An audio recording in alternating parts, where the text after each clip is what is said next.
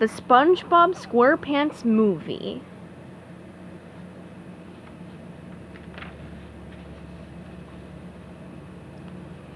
Chapter 1. We begin our story under calm blue waters near the beautiful green island of Bikini Atoll.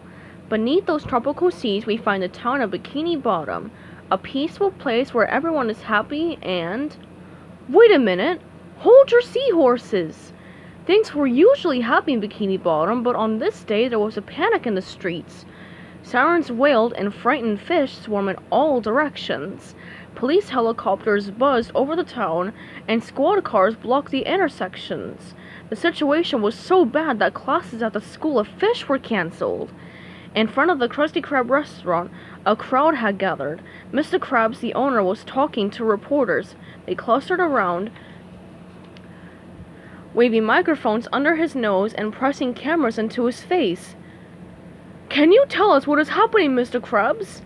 asked a young reporter from the Daily Clam. "Wait, please, settle down," said Mr. Krabs, waving his claws. "One question at a time, please. One at a time. The people of Bikini Bottom want to know what's going on inside," asked Perch Perkins, Bikini Bottom's favorite newsman. "We've got a situation in there that I'd rather not talk about until my manager gets here." Suddenly, a sleek black sports car pulled up to the curb. "Look!" cried Mr. Krabs. "There he is!" All eyes and eye stalks turned to see SpongeBob SquarePants step out of the black car. His face was somber, his eyes hidden behind sunglasses, and in his hand the determined Sponge carried an important-looking briefcase. "It's SquarePants!" a fish cried out in a voice filled with awe. SpongeBob walked right up to Mr. Krabs and tore off his sunglasses. "Talk to me, Krabs," he said in a commanding voice. "It all started out as a simple order," Mr. Krabs sobbed. "A Krabby Patty with cheese." "So, what went wrong?" asked SpongeBob. "When the customer took a bite..." Mr. Krabs choked and continued to sob. "There was no cheese!" Mr. Krabs cried. "No cheese on the sandwich! This has never happened before!" Mr. Krabs broke down. He covered his eye stalks with his claws and sobbed. SpongeBob slapped him on the snout. "Get a hold of yourself, Eugene," said SpongeBob. "I'm going in." Mr. Krabs stopped crying and sighed with relief. SpongeBob turned and faced the restaurant. Reporters and innocent bystanders backed away under his stern gaze.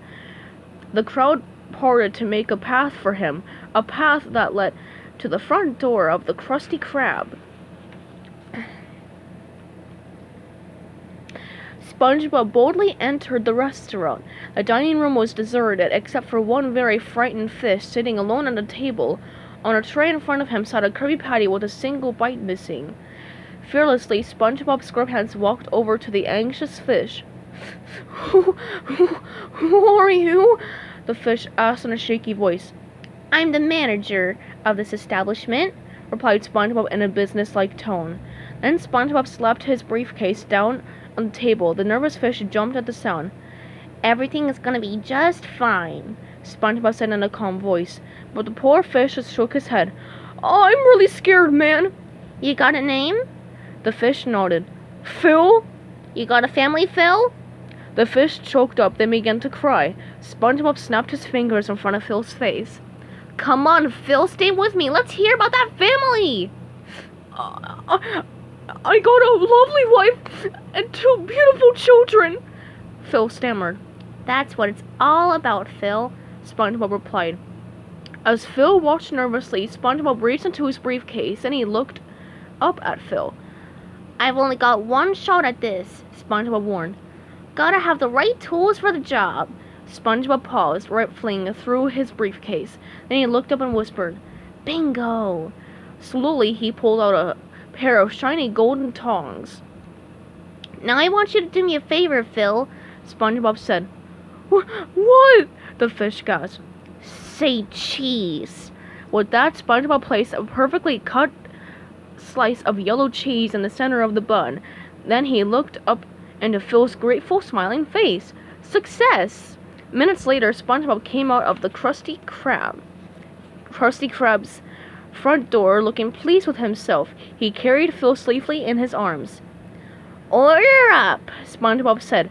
Customers cheered and flocked to fill the tables. SpongeBob was lifted into the air and carried through town on the crowd's shoulders. All around him, confetti fluttered down like snow.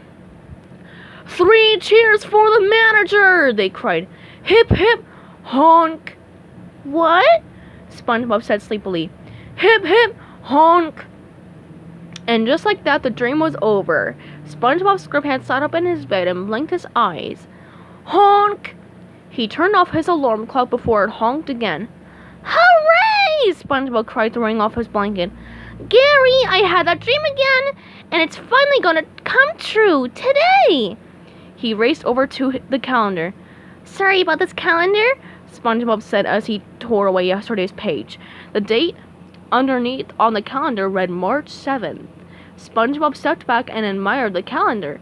"Today is the grand opening ceremony of the Krusty Krab 2, where Mr. Krabs is going to announce the new manager."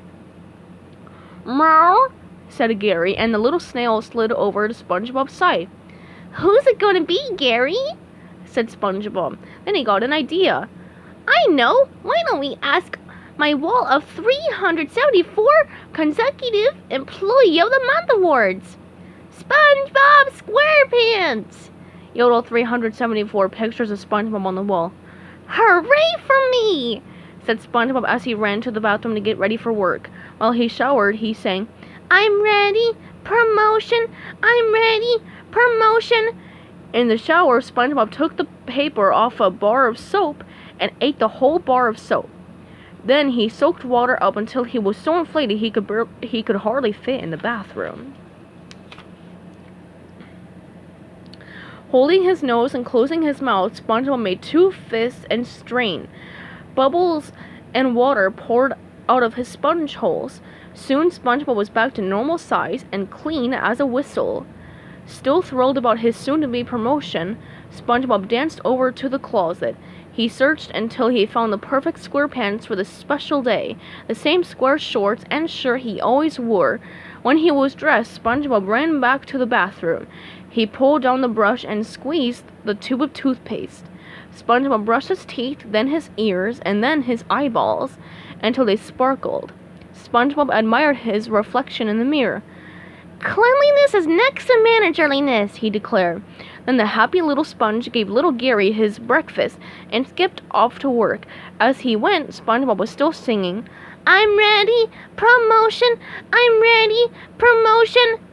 He sang until he got to Squidward's house, right next door. Without bothering to knock, SpongeBob opened the door and walked right in. Stay tuned for Chapter 2 coming up soon.